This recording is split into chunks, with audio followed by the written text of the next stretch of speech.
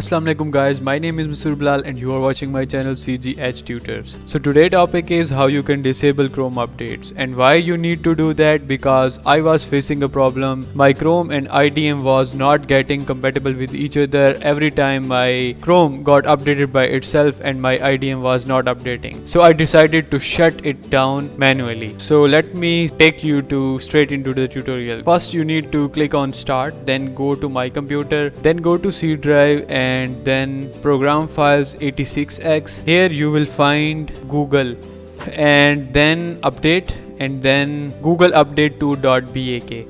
This was not the same file. I renamed this by right clicking and rename, and I put it to and .bak. Previous version was .exe file. So I made this BAK. That's it guys, you just did one step done. Now you need to do the second step. For that you need to click on start and then press from your keyboard services and then click on services. Here you will find a list of services. Now press from your keyboard G. Here you will find two Google Chrome updates. These two updates. Only you need to disable them by right clicking, properties, and here it will be like by default it will be automatic default.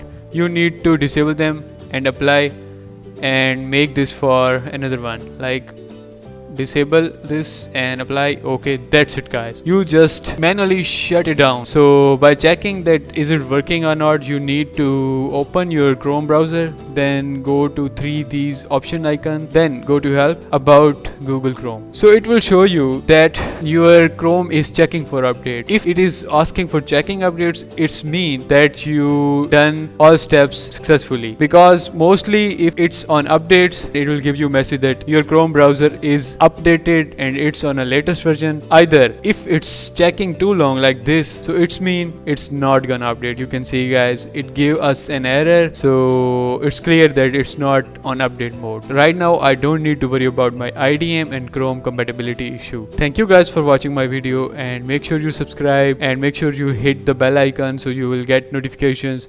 Thank you guys. Allah Hafiz.